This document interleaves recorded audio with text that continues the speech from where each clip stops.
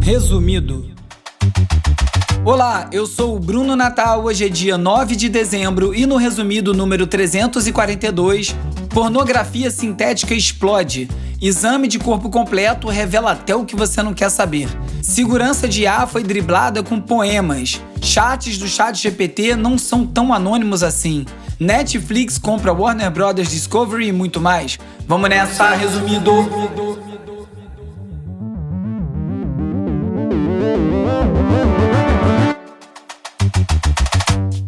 Olá, resumista! Esse é o Resumido, um podcast sobre cultura digital e o impacto da tecnologia em todos os aspectos das nossas vidas. Semana passada, como eu falei, estive em Porto Alegre para participar do Instituto Caldeira AI Day. Foi bem legal, fiz as entrevistas da próxima temporada do Resumido Entrevista, uma captação de vídeo que eu nunca consegui fazer antes, ficou muito legal. Logo mais começo a publicar esse episódio.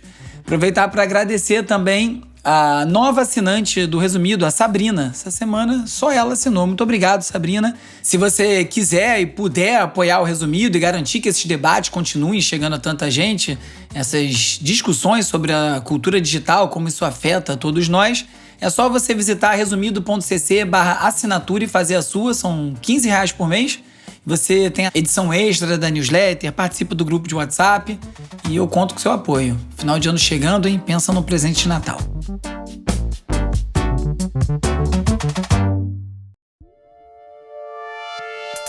Vamos de cultura digital e como o nosso comportamento online ajuda a moldar a sociedade.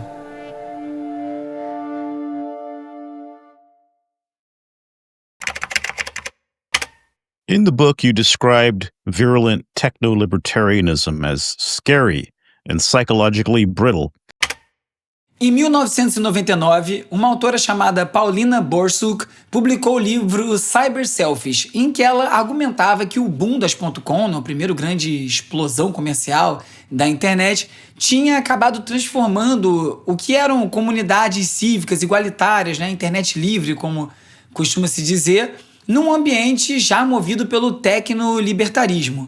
E aí já incluindo uma hostilidade a governos, a glorificação da riqueza, tudo isso aí como sinônimo de inteligência, e a partir daí a gente vê a internet, ou pelo menos a concepção inicial do que seria a internet, começando a se degradar. E uma das coisas que ela falava nesse livro é que o Vale do Silício enxergava os humanos só como sistemas programáveis e acabava desprezando a complexidade que a gente tem na vida real. A gente sabe que estado está a nossa cultura digital hoje em dia, com essa exploração, com essa produtificação de tudo que a gente vê online, e vários leitores e críticos começaram a revisitar esse livro, que já tem quase 30 anos, e começaram a perceber que ela antecipou várias questões, como essa ascensão da vigilância corporativa, a desumanização, a normalização desses modelos de negócio que ignoram as consequências sociais, o move fast and break things, ou mova-se rápido e quebre as coisas. O que importa é uma startup faturar, e isso tudo ela anteviu lá em 99. E aí, a partir dessas análises dela, esses pesquisadores, leitores que estão voltando no livro, começaram a ver que ela falou também dessa erosão da empatia,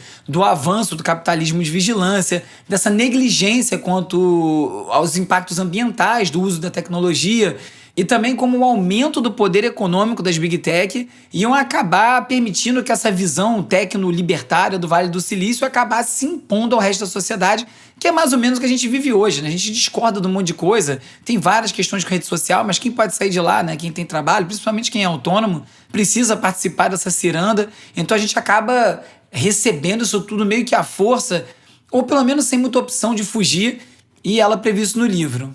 Eu imagino que daqui a nem tanto tempo a gente vai revisitar várias discussões que a gente está tendo hoje em dia em relação à IA, questões que estão sendo apontadas, problemas, e isso vai acabar sendo visto como premonitório, até porque a gente já passou por essa rodada algumas vezes, A 404 Media, inclusive, falou de uma artista chamada Tega Brain, que lançou uma extensão de navegador chamado Slop Evader, ou escapador de gororoba digital, que faz os usuários, ou permite os usuários, congelarem a internet em 2022, ou seja, antes do lançamento público do ChatGPT. Você instala essa extensão e nenhuma busca que você fizer online vai te apresentar site ou qualquer coisa publicada depois de 2022. E aí a brincadeira aí desse experimento é você ter acesso a uma internet pré-IA, pré a chegada desse lixo digital que vai já enchendo nossos feeds, as nossas buscas com coisas que a gente não quer ver, coisa que não é real, coisa que não presta. É um experimento bacana, é um posicionamento crítico, essa disseminação de imagem sintética, de texto automatizado, mas isso não é muito produtivo ou aplicável no dia a dia, porque a gente precisa acessar a internet no que foi produzido depois de 2022, mas vira uma crítica, uma forma de visitar a internet antes disso. É curioso que seja uma data específica, né? 30 de novembro de 2022, quando se lançou o ChatGPT e mudou tudo.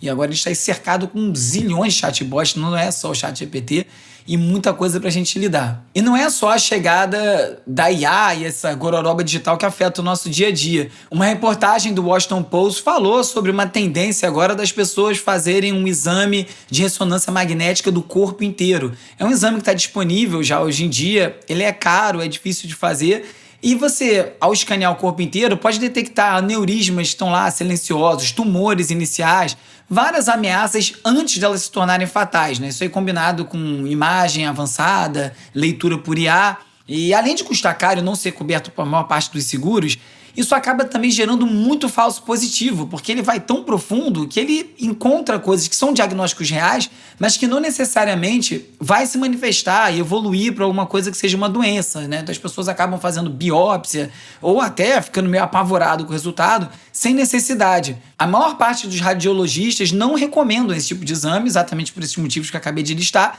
mas eles reconhecem que vai chegar um momento que isso vai estar avançado, que vai fazer sentido. Agora é muito complicado você pensar que você tem acesso a informações que talvez você não queira ter, que não vão agregar muito na sua vida, só vai gerar ansiedade. Às vezes você não tem nem o que fazer com aquilo ali, né? Vira uma vigilância preventiva e você pode acabar sendo explorado comercialmente com isso. Você vai ali, acha um exame, um diagnóstico, aí isso te leva a um procedimento e você acaba gastando dinheiro para coisas que nem vão se manifestar, talvez que nem seja uma necessidade. Até porque várias das anomalias que são detectadas pode ser coisa natural, desgaste do seu corpo, que não necessariamente é um grande problema.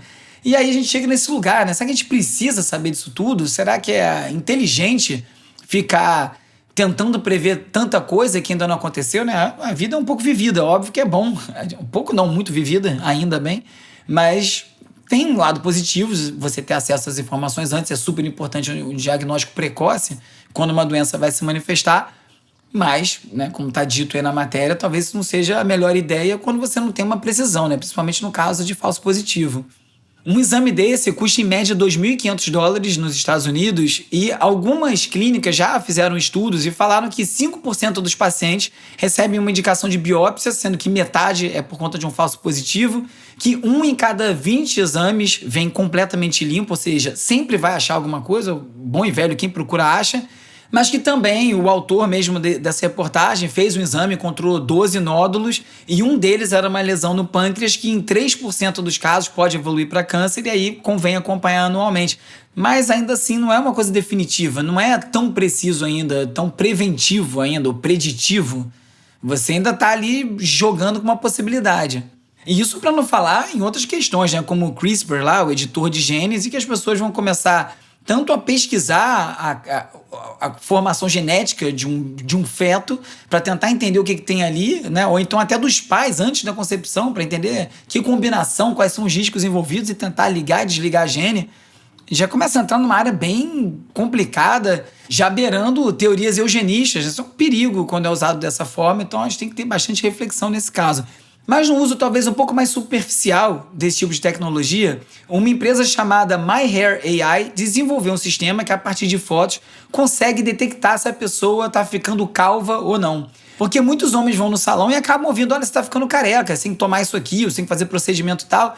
E na verdade não tem ninguém medindo isso objetivamente, né? Às vezes não está ficando calvo, é uma queda natural de cabelo, alguma coisa assim, e acaba a pessoa perdendo dinheiro numa loucura, às vezes em exames, em procedimentos que nem solucionam nada, porque ouviram de alguém que está ficando calvo. Então a proposta dessa empresa é usar a IA a partir de fotos que são tiradas de couro cabeludo e a pessoa faz uma assinatura para ir acompanhando aquilo de tempos em tempos para poder, de fato, diagnosticar se ela está tendo um início de calvície ou não, para aí sim iniciar um tratamento. A empresa já tem mais de 1.000 assinantes pagos, tem 200 mil usuários cadastrados, ou seja, tem um mercado aí, né, 300 mil fotos analisadas, bastante gente preocupada em ficar careca e não querendo tomar uma volta. é um uso um pouco mais objetivo da tecnologia, né? Porque é isso, às vezes a tecnologia vem e atrapalha. Em vez de trazer uma solução, não é questão de você querer se esconder da verdade, é só como aquilo é apresentado, em que contexto e com que intenção. Por exemplo, um uso atrapalhado de tecnologia que muita gente está comentando é o botão de repost do Instagram. Agora tem um botão como se fosse um retweet do Twitter, né? Você vê um post que você gostou, você aperta aquele botãozinho e ele posta no seu feed e distribui para os seus seguidores aquele post de uma terceira pessoa.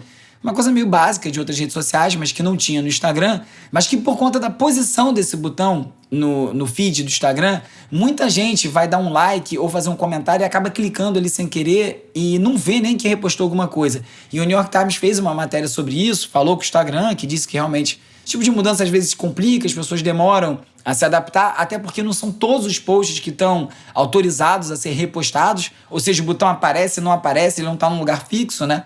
E às vezes esses botões são colocados propositalmente no lugar onde você vai clicar sem querer, justamente para gerar o engajamento. O Instagram quer mais é que você poste muita coisa.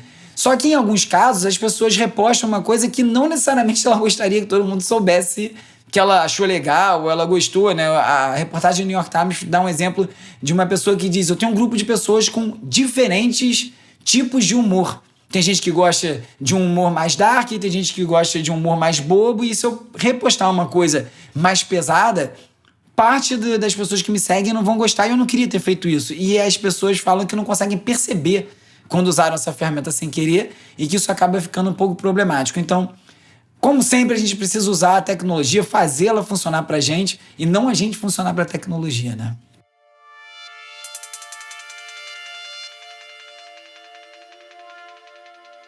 Deixa eu avisar sobre uma coisa que muita gente perde porque não sabe o timing. Dia 15 de dezembro é o Tech Day da Insider e é realmente o melhor dia do ano para você comprar toda a linha Tech. É uma promoção de 24 horas com os itens da linha Tech a partir de R$ 99 e ainda com aquele esquema de descontos que podem chegar a até 50%, somando os preços do site com um cupom resumido.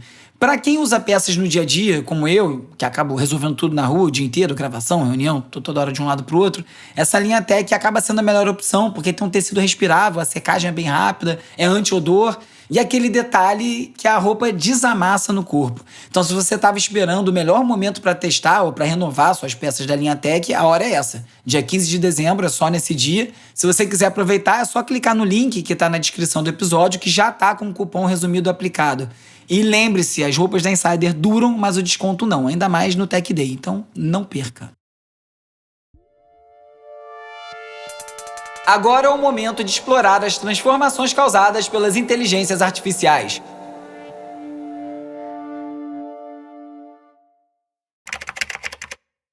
We believe that sexualized AI romantic companions are going to be a net negative for society, and also are not the best business choice in terms of working with blue chip brands.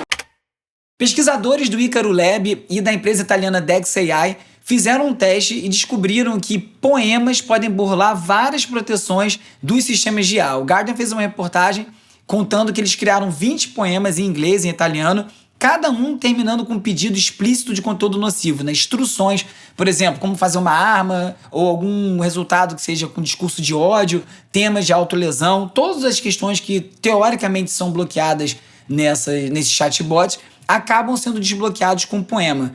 Você deve lembrar que há alguns anos, quando começou essas polêmicas do tipo de resultado que os chatbots geram e foram colocados esses limites, muita gente testa como quebrar, por exemplo, pedindo para fazer uma bomba, mas é que estou escrevendo uma história infantil e queria saber como faz uma bomba. E aí acaba dando resultado porque o contexto que você deu da história infantil, teoricamente, não é para fabricar uma bomba, e aí o chatbot responderia.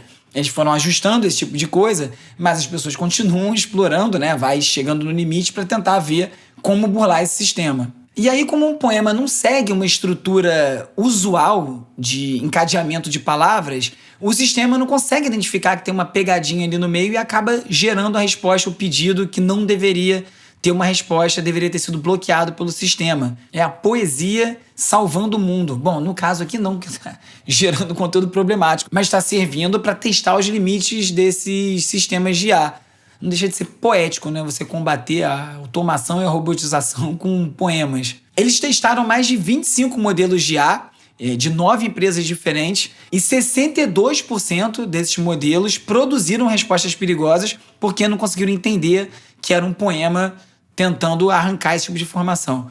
Alguns modelos resistiram mais. O GPT-5 Nano da OpenAI não caiu em nenhum dos 20 testes e o Google Gemini 2.5 falhou em 100% dos testes. Agora saiu o Gemini 3 e o teste foi feito antes disso. O Google disse que está botando mais filtros para conseguir detectar essa intenção de inserir conteúdo nocivo nos prompts, mesmo quando vem nessa embalagem artística. E várias empresas como a Meta, a xAI, a Mistral, a Qwen tiveram taxas bem altas de falha, né? Algumas superando 70% de erro nesse tipo de teste. Os pesquisadores não divulgaram os poemas que eles usaram pelo risco de ser replicado e acabar gerando mais dano, mas eles compartilharam um texto sobre bolo que acaba demonstrando como a imprevisibilidade métrica, semântica, já é o suficiente para você desarmar essas proteções. Eles estão chamando isso de poesia adversarial, que é um teste, né, de ataque ao sistema, e é muito mais perigoso porque qualquer pessoa pode usar isso, né? Ao contrário de jailbreak e outras coisas mais elaboradas,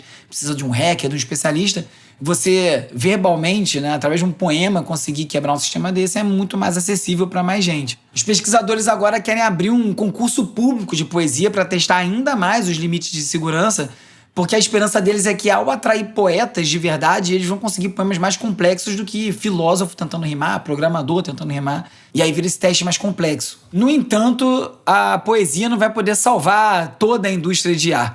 A indústria pornográfica, que historicamente é um campo de teste para tudo que é de digital, agora é a bola da vez da inteligência artificial. As ferramentas generativas estão transformando muito a produção, o consumo de conteúdo, porque agora permite a pessoa fazer vídeo, imagem super personalizado, não consegue interagir até com o chatbot, de uma maneira que você não precisa de outro humano para fazer aquilo. Então você consegue replicar, fazer em volume e muito mais personalizado.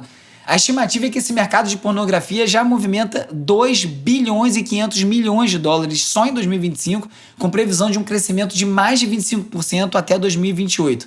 Eu acho que eu comentei aqui num episódio sobre personagens de IA que a pessoa cria completamente customizado para entrar numa viagem lá sozinho.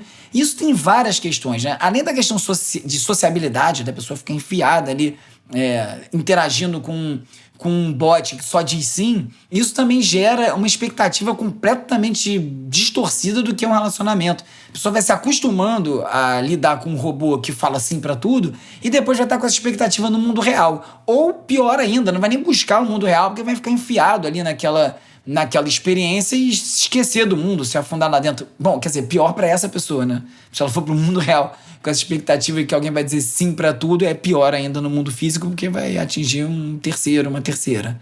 Então a gente já tá vendo vários aplicativos de deepfake, esses apps de nudificação, né, que pegam uma foto e geram uma versão da pessoa nua, gerada com IA.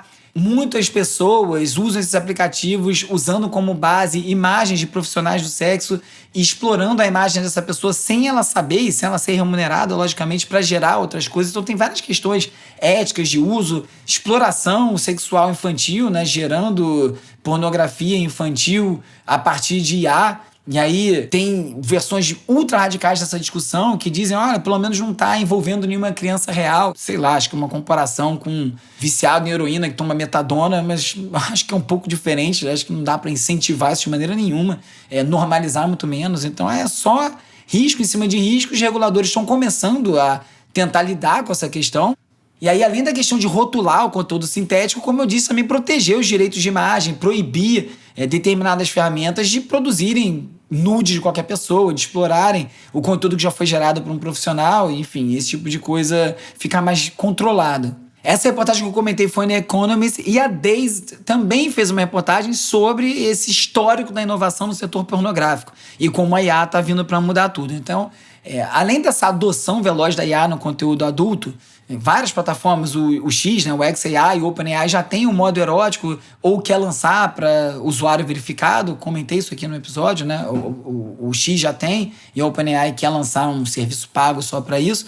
O apelo para o usuário é essa customização extrema, é essa tendência à submissão, a fazer o que o usuário quer, e para quem está explorando isso é não ter que lidar com humanos. Inclusive, essa reportagem da Dazed fala sobre como vários ex-agentes de OnlyFans que lidavam com o modelo de OnlyFans estão migrando para IA porque dizem que é muito mais fácil do que lidar com mulheres reais, né? Que, segundo os agentes, elas não são confiáveis, ficam cansadas, ou seja, o cara consegue explorar ali aquela modelo gerado em IA infinitamente, consegue gerar mais resultado financeiro com isso.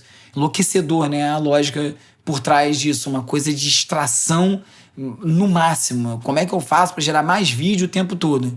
E essa matéria da Daisy fala também que vários homens ficam buscando uma interação emocional com os bots, não é só uma questão sexual. Inclusive tem até curso ensinando a pessoa a criar esses avatares digitais. A maior parte desses cursos fornecidos e cursados por homens. Então a repórter criou esse avatar de uma mulher grávida como se fosse real. Vários homens interagiram como se fosse uma mulher real, sem saber que era uma criação sintética.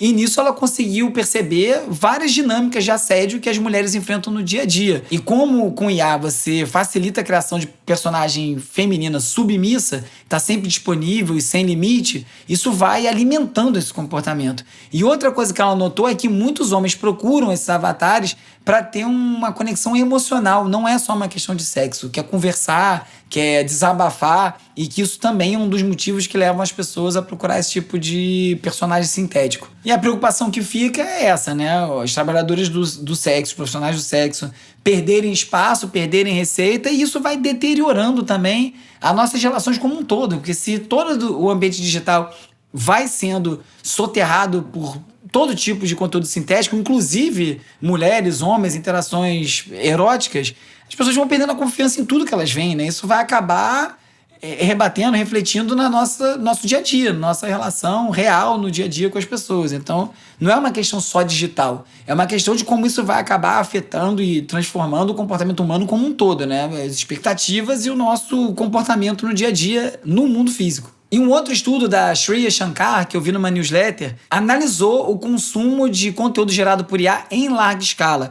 E os pontos que aparecem são coisas que a gente já fala por aqui há bastante tempo, né? Essa homogeneização dos textos, dos códigos, das análises, tudo com essa vibe chat GPT, como chama no texto. Porque essa degradação do sinal, né? Que a IA abusa dos recursos de clareza, né? Tudo faz uma metáfora, uma lista, uma ênfase, vai esvaziando o valor informativo e vai dando uma erosão da verificação, porque quanto mais conteúdo gerado por IA, mais aquilo alimenta o modelo e mais estranho vai ficando, né? Vai virando a norma.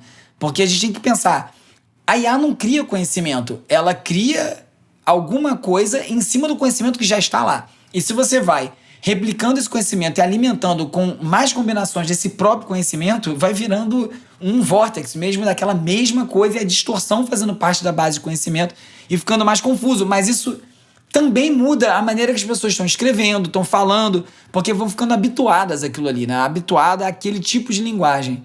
Então essa análise levantou duas consequências centrais. A primeira é segurança e confiabilidade, né? Que se a gente não consegue mais perceber o erro ou distinguir o que é um conteúdo com estofo de uma coisa que finge ter estofo, vai ficando mais fácil manipular as pessoas. A gente vai ficando mais propenso a construir as coisas sobre bases que não são verdadeiras. Esse é o primeiro ponto. A segunda é a questão do gosto. Porque se a gente não começa a notar mais o que é bom, o que é ruim, tudo vira um resumão, tá bom, já peguei, não importa se tá bem feito ou não o texto, o que importa é que eu peguei aqui rapidinho qual era o contexto, tudo vai ficando mais raso, né? E as coisas vão perdendo sentido, vira tudo um resumo meio fluido, gerado por IA, e a confiança no conteúdo público vai se dissolvendo. E aí a solução que a autora propõe é a gente ensinar a IA a entender o porquê das técnicas de comunicação, né? Então você tem que usar uma metáfora com propósito. Não é para fazer uma imitação superficial. E começar também a condicionar a confiança nas experiências humanas verificadas. Porque esses chatbots falam como se fosse alguém, né? De acordo com a minha opinião, sei lá, responde como se fosse uma pessoa para você. E ela não traz uma outra pessoa, ela tem que se colocar como um chatbot, como um robô, né? Essa ferramenta tem que se colocar assim e trazer experiências humanas para poder explicar de onde está trazendo aquilo e não falar como se fosse humano, que é a questão da antropoformização. Quando você se relaciona com esse chatbot como se fosse uma entidade, um humano, você tem mais propensão a acreditar naquilo e fica tudo mais perigoso.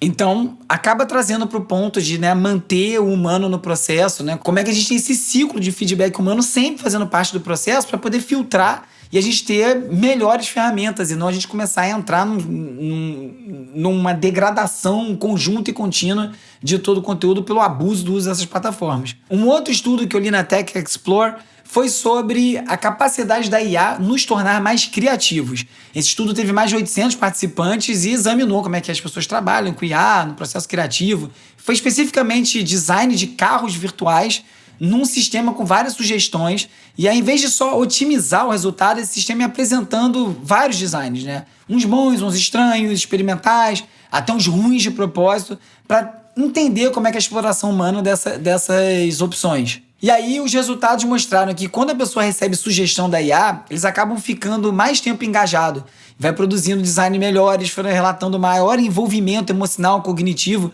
Então, nesse caso, a IA não funcionou só como uma aceleradora de produtividade, chegar rápido no resultado, mas muito mais como uma inspiração, né? Que aí vai ampliando a criatividade pelo uso. Eu não sei exatamente mais detalhes desse estudo, eu sou um pouco cético em relação a isso, mas acho que o que é legal aqui é que diz muito em como você usa a IA. Se você está oferecendo o conteúdo que você quer trabalhar em cima, pode ser no Notebook LM ou até no ChatGPT, você tem um texto que você escreveu, que você quer melhorar, você quer fazer perguntas sobre algo que você escreveu, você quer uma sugestão específica que você está ativamente buscando, é mais ou menos como você fazer uma pesquisa no Google, você tem uma intenção atrás do conteúdo, da informação que você quer e como você vai aplicar aquilo. O problema é achar que vai tacar lá dentro e vai vir o que for um pedido e o resultado que vier é um trabalho pronto. Não é, né? Todo mundo que já usou IA sabe que não é, que vai um monte de porcaria lá de dentro. Mas o fato é que a IA vai entrando em todos os processos, quase sempre com essa mentalidade de otimizar e acelerar alguma coisa, e por conta disso várias empresas estão criando clones de site, do Gmail, da Amazon, do Walmart, da United Airlines, faz um site idêntico, publica o site para poder treinar a IA já de olho nos agentes de inteligência artificial, né, que são esses robôs que vão tomar ações em nosso nome. Só que para você treinar um robô para comprar uma passagem de avião num site, você precisa que ele vá no site comprar. Você não vai fazer isso no site de uma companhia real, por uma questão de bloqueios que vai ter e vários atritos, inclusive de custo, tem que botar um cartão de crédito e coisas assim. Então você gera umas cópias desses sites, clones, uma cópia digital, um gêmeo digital do site, para o robô ficar sendo treinado. Tem várias startups fazendo isso para treinar IA. E a premissa é essa: se uma IA consegue navegar um clone de um site, quando chega a hora de navegar um site real, vai ser possível. Então, muita coisa está sendo sintetizada já, de olho nesse movimento futuro, até a hora que a gente vai ver esses sites sendo criados especificamente para o uso de chatbot, né? A gente não teve isso ainda, ou os agentes autônomos, melhor dizendo. Então vai chegar um ponto que o design dos sites vai mudar, vai começar a ser feito e pensado para atender os agentes autônomos que vão fazer aquela visita. Isso vai mudar a navegação na internet como um todo, o que é uma pena, porque a gente começa a construir sites pensando que o robô vai navegar e não o humano. É uma mudança e tanto. Mas eu ainda fico na esperança que muita gente vai querer ler sites, livros, e vai querer ter essa experiência mais ativa, não vai querer delegar tudo para os robôs. O New York Times também falou sobre isso já sendo aplicado, que várias IAs já estão ajudando a fazer as compras de Natal. Algumas redes varejistas, o Target, o Walmart, a Ralph Lauren, já tem alguns chatbots que agem como se fosse um estilista, como se fosse um assistente pessoal para ajudar a filtrar. E a premissa é que isso ajuda a pessoa a atravessar a indecisão do que comprar de maneira mais rápida. Mas isso realmente delegar a compra para um robô, né? Então, assim, até comprar um presente vira um problema, pensar o que você quer comprar para alguém, nossa, é muito trabalho isso. Bota o bot aí e decide para mim o que eu quero comprar. As coisas vão ficando muito impessoais, né? Não tem o processo, a mão humana, a pessoa participando da coisa ali.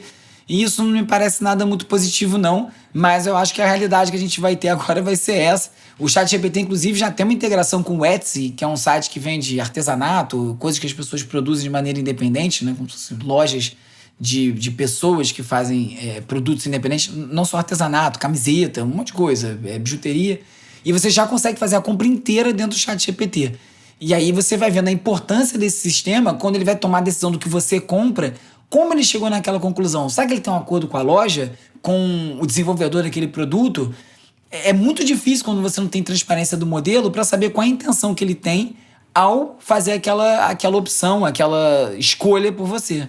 E por isso que é tão importante a educação digital. O Piauí agora vai ser o primeiro estado das Américas a incluir inteligência artificial como uma disciplina obrigatória no ensino médio e no 9º ano do ensino fundamental. por conta de um programa chamado Piauí Inteligência Artificial, que começou em 2024. Essa iniciativa desenvolveu parceria com várias faculdades, institutos federais, já alcança mais de 120 mil estudantes e capacitou 800 professores e 540 escolas. Isso é legal porque traz a discussão para a base, né? Para crianças começando a aprender e entender dentro do currículo escolar o que significa usar IA, que tipo de resultado a IA produz, como usar aquilo de maneira mais positiva, ou como foi dito na matéria que eu li sobre isso, os estudantes pensarem sobre IA e com a IA, entender como ter essa interação, ou esse tipo de abordagem dessas ferramentas, o que é muito importante, porque o que a gente mais vê agora são escolas fingindo que isso nem existe. Eu comentei isso em algum episódio aqui, acho que retrasado, que os professores fingem que não usam, os alunos também, e fica por isso mesmo, porque ninguém sabe como lidar com isso ainda. Isso, com certeza, não vai ser a melhor forma de atravessar essa transformação. A gente precisa de educação, então é muito legal ver o Piauí tomando essa iniciativa e trazendo um bom exemplo para o resto do país. O New York Times também tocou nesse assunto, num artigo falando sobre como preparar os seus filhos para a revolução de IA. E aí um engenheiro que é responsável por alguns projetos importantes de IA, trabalhou no Lambda da Meta, falou de um episódio de um filho dele de 4 anos que confundiu um avatar hiperrealista gerado por IA com um colega de trabalho dele. Aí o cara ficou pensando na forma que as crianças percebem a tecnologia e como essa fronteira entre o humano e a máquina está ficando menos nítida, principalmente para uma criança que não consegue discernir isso tão bem. E aí um levantamento mostrou que 61% dos pais acreditam que essa adoção de IA pode acabar afetando negativamente o pensamento crítico dos estudantes. E também existem várias dúvidas sobre como você protege o desenvolvimento infantil para garantir que essas crianças consigam ter uma familiaridade com a tecnologia, que vai ser importante para o emprego no futuro, sem ficar já dependente disso tão novos, né? E aí um dos receios é que com essa ascensão dos personagens digitais, os avatares sintéticos, as crianças começam a ter referência social muito mais ligada a essas entidades aí artificiais do que um professor, um colega de sala, porque está interagindo mais com aquilo. Então é importante a beça ensinar as crianças a questionar, interpretar, refletir sobre o que ela está vendo para elas conseguirem conviver com a IA sem se tornar dependente dessa tecnologia. Isso, logicamente, é muito mais fácil dito do que executado, mas a gente precisa prestar atenção nisso porque é uma transformação muito grande e as crianças vão ser as mais impactadas por uma tecnologia que ainda está em construção, né? Não vai ser isso que a gente está vendo agora. Então é até difícil você preparar para um futuro que não chegou, mas o futuro vai chegar. Sempre chega. E agora é hora de falar sobre como as Big Tech moldam o nosso comportamento.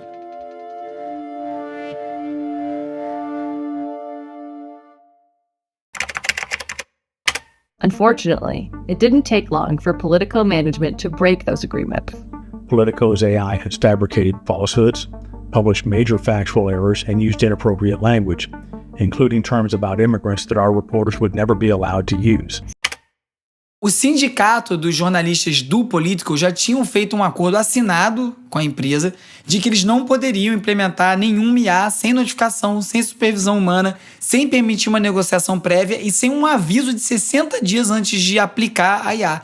Só que o Politico botou no site várias manchetes geradas por IA na página principal durante vários acontecimentos políticos importantes, gerou relatório automatizado para assinante premium, tudo cheio de erro, que além de prejudicar o trabalho humano, também prejudica a credibilidade do próprio veículo, né? E acaba sobrando para o jornalista, que não teve a oportunidade de revisar aquele conteúdo e ele que sai manchado disso, porque se o site também perde credibilidade, quem está lá escrevendo é logicamente o primeiro a ser associado com o conteúdo ruim. Então eles entraram com uma ação contra o Politico, conseguiram reverter esse uso e isso vira um precedente muito importante no setor de tecnologia, porque isso vai já pautando como esse tipo de tecnologia vai ser implementada daqui para frente. Né? Vira uma jurisprudência importante mesmo, porque não é uma empresa decidir que vai usar IA, a revelia dos funcionários que vão ser afetados por aquilo, não apenas em questão de emprego, mas também na questão da própria credibilidade. Outra questão importante quando a gente está falando de chatbots é a questão da privacidade. A gente tem uma promessa de que os nossos chats são anônimos, que ninguém vai ter acesso àquilo, mas a verdade é que o New York Times, que está processando a OpenAI por conta de uso indevido do conteúdo para gerar respostas, conseguiu, com uma liminar agora, receber uma leva de 20 milhões de logs do ChatGPT para aplicar no processo, para poder verificar como o conteúdo do New York Times foi utilizado. O conteúdo vem anonimizado, mas a questão não é exatamente essa, porque apesar da promessa ser de que a privacidade do usuário não vai ser comprometida, essa decisão, né, também cria uma jurisprudência que, ao contrário da jurisprudência do Politico, gera uma fragilidade, porque os usuários agora, né, com esse precedente, não sabem como isso pode se desenrolar a partir daqui. Porque se uma ação como essa do New York Times contra a OpenAI gera esse pedido, gera essa demanda de entregar o chat log, a gente não sabe o que vem a partir daí, né? Hoje foi anonimizado, e se amanhã não for? Então a gente deve tomar muito cuidado com o que a gente faz nesses chatbots ainda, porque você não sabe onde esse chat vai parar, você não tem controle sobre isso. Pode ser que tenha coisa que você conversou que você não gostaria que ninguém no mundo soubesse, e talvez venha a ser público, uma coisa íntima, uma questão de privacidade que você não queira revelada para ninguém, pode aparecer assim num caso como esse. Porque é importante lembrar, né? Um dado anonimizado não necessariamente está não identificável. Teve um caso, bem no início resumido, em que vários agentes do Serviço Secreto dos Estados Unidos foram identificados, a residência, a partir dos dados do telefone. Você conseguia ver que a pessoa de determinada casa ia sempre para determinado lugar de trabalho e você conseguia ver que aquilo era onde a pessoa estava indo, passava o dia para trabalhar, você descobria quem era a pessoa que trabalhava no prédio do FBI ou da CIA e assim descobrir quem era. Você faz uma inferência. Então é a mesma coisa aqui. Mesmo um log anonimizado, tem uma riqueza de dados ali que não é muito difícil você chegar em quem é aquela pessoa. Pode ter mencionado o próprio endereço de casa, o trabalho, o nome de pessoa. Então, não é tão simples assim anonimizar um conteúdo, não. E dentro dessa discussão de privacidade, tem uma proposta chamada Chat Control, ou controle de chat, que pretende permitir que a União Europeia imponha a monitorização automática de todas as comunicações digitais privadas, incluindo mensagem criptografada, foto, arquivo. Então, essa iniciativa basicamente cria um sistema de vigilância gigante que afetaria os 450 milhões de cidadãos da Europa, contrariando direitos que estão lá na Carta da União Europeia. E aí esse texto vem sendo atualizado, mas as pessoas envolvidas nessa causa, contra esse texto, falam que ainda incentiva que as plataformas fiquem escaneando mensagem privada, o que coloca todo mundo em risco. E aí cai nessa mesma questão que eu falei, né? Esses algoritmos que são usados para detecção automática, por exemplo, pode gerar um falso positivo de uma conversa e gerar um problema para alguém que não fez nada. É parecido com os exames corporais que eu falei, né? Gera o falso positivo e a partir daí vem uma atitude. E aí? Ah, desculpa, a gente achou que no seu chat que você era um terrorista. Foi mal, você não é não, mas aí o cara já sofreu as consequências disso, né? O argumento, como quase sempre, a proteção de crianças, que é uma coisa muito sedutora, né? Ninguém é contra a proteção das crianças e isso aí acaba deixando passar muita coisa que talvez não tenha que passar sobre esse pretexto, quando na verdade a intenção pode ser simplesmente vigilância. Quase todos os Estados-membros da União Europeia estão apoiando esse chat control. Só alguns países, como a República Tcheca, a Itália, a Holanda, a Polônia, estão se opondo mesmo, citando essas questões de privacidade e também de risco democrático. A Dinamarca, que é a presidente do Conselho agora, tem liderado as tentativas de aprovar uma versão revisada desse texto, né, algumas apresentadas como um compromisso, mas que continuam sempre reintroduzindo essa questão de escanear a conversa e o conteúdo e foto dos usuários. Então acaba virando tudo meio que uma forma de você reembalar a medida que já foi rejeitada para tentar conseguir aprovar o que você queria. Então tem uma campanha chamada Fight Chat Control que está falando sobre todos esses riscos e o objetivo é impedir a adoção dessa infraestrutura de vigilância massiva que vai acabar comprometendo a privacidade, liberdade de expressão, segurança tecnológica, né? Até a democracia do bloco. A gente está vivendo tempos bem complicados porque tudo é uma desculpa para pegar mais dados, né? Não, mas só vou olhar isso aqui porque é importante para isso aqui, para segurança, é para criança. E nessa, daqui a pouco a gente está completamente monitorado 100% do tempo e não vai entender quando isso aconteceu, né? Na corrida infinita pelo domínio da inteligência artificial, a OpenAI declarou um código vermelho depois do lançamento do Gemini 3, que ultrapassou o ChatGPT em quase todos os testes e todos os tipos de testes. E isso mostra que essa corrida da IA que a OpenAI achou que ia ganhar não está tão garantida assim. Eles estão agora então preocupados em tentar melhorar o produto principal, o ChatGPT, em vez de ficar priorizando novas iniciativas, usos comerciais. Eles precisam liderar dentro do chatbot. Tem uma questão financeira, né? A OpenAI consome bilhões de dólares. Tem gente que diz que eles já têm... O investimento que eles têm dura até o final do ano que vem. A partir daí eles tinham que levantar mais dinheiro e pode não ser tão simples assim, quando se arrecada tão pouco com o produto.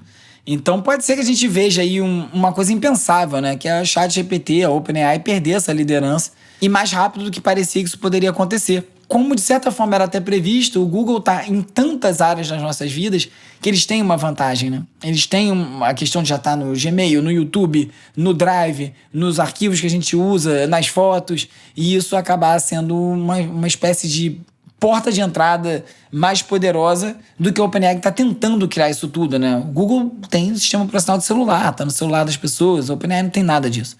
Então, o fato da OpenAI ter declarado um código vermelho, como apareceu nesse documento vazado, mostra que a coisa ficou séria. Aliás, voltando a falar de regulação, Nova York é o primeiro estado americano que aprovou uma lei para regular o uso de preço personalizado, que também é chamado de vigilância de preço, que é uma prática que os varejistas usam na inteligência artificial, os dados pessoais, para definir preços diferentes para consumidores diferentes. É isso. Você entra num site, acha que viu o preço e aquele preço tá para todo mundo? Não. Tá especialmente para você. Então essa lei exige agora que os varejistas, os vendedores, que utilizem esse tipo de algoritmo exibam lá um aviso. Esse preço foi determinado por um algoritmo usando seus dados pessoais. E aí a meta é evitar que os consumidores sejam enganados, né, por essas práticas, sem saber que está pagando mais alto, porque a pessoa é mais habituada a pagar produto caro, ou aumentar a tarifa de hotel para um viajante que já gastou muito numa passagem. Tudo isso acontece, é que a gente não sabe, né? Se você entra para ver o preço de uma passagem, você pode ver no seu computador e eu no meu, a gente não vê o mesmo preço. E aí os empresários estão reclamando que a lei é muito ampla, que dificulta a aplicação prática, mas isso parece uma coisa tão insanamente lógica que não pode operar dessa forma, que isso é um abuso, né? Você tem os seus dados recolhidos e você é precificado de maneira diferente, que parece importante, sim, essa medida em Nova York, porque a gente vai ver a inteligência artificial sendo usada para determinar todo tipo de interação social que a gente tem, inclusive os preços, e a gente precisa ter transparência disso tudo. Vai ser cobrado mais caro, pelo menos avisa, né? Se uma pessoa não consegue nem tomar uma decisão. E para fechar esse bloco de Big Tech, a Netflix fechou um acordo de 72 bilhões de dólares para comprar a Warner Bros. Discovery, que além do estúdio Warner Bros. E da Discovery, também inclui a HBO. Essa compra ainda vai render muito porque vai passar pelo processo regulatório, questão de monopólio, ver se vai ser autorizado ou não. E muita gente acha que isso é só uma estratégia da Netflix para congelar a Warner Bros., ou seja, ninguém pode comprar a Warner Bros. Porque já está envolvida nessa negociação. A Warner Bros. Não pode produzir mais muita coisa, assim eles congelam o mercado enquanto eles estão crescendo. Porque se no final desse processo todo, que pode durar até 2 anos, não sair negócio, eles pagam 5 bilhões de dólares como multa, mas o ganho indireto que pode vir dessa ideia, desse movimento de negócio pode ser muito maior. Então não está claro ainda qual é a intenção da Netflix. A Paramount, inclusive, depois disso já fez uma oferta de takeover hostil, ou seja, uma proposta muito cara para tentar pegar o negócio e atravessar a Netflix. A gente está vendo essa consolidação desse meio. Isso tem repercussões em todo o universo de mídia. Essa consolidação vai afetar o usuário diretamente, e inclusive do ponto de vista político, porque essa oferta da Paramount está atrelada ao Larry Ellison, que é o fundador da Oracle, que é uma pessoa muito próxima do Trump, que acredita-se pode facilitar a aprovação regulatória se a Paramount comprar e não aprove a da Netflix. Então, a seguir cenas dos novos capítulos em mais essa série.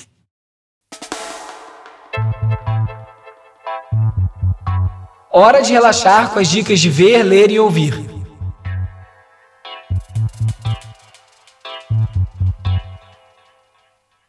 The New Yorker publishes 15,000-word profile of a musician one week, or a 9,000-word account from southern Lebanon. A revista New Yorker completou 100 anos e ganhou um documentário na Netflix. The New Yorker at 100 revela os bastidores da publicação, mostra os arquivos, reunião de pauta, repórter em campo, como se fosse uma espécie de biografia de um amigo antigo, né? Como se a revista fosse uma pessoa. E a revista tem vários momentos históricos, né? Truman Capote escrevia lá, Eles são creditados como os inventores da checagem de fatos moderna. O documentário é narrado pela Julianne Moore, tem entrevista com Jesse Eisenberg, com a Chimamanda Ngozi Adichie, com Ross Chast, com John Hamm, e mostra como uma publicação de nicho, artesanal, teimosa, continua relevante nesse mundo que corre numa velocidade completamente diferente. Vocês não mudam nada, mano. Deus tá vendo.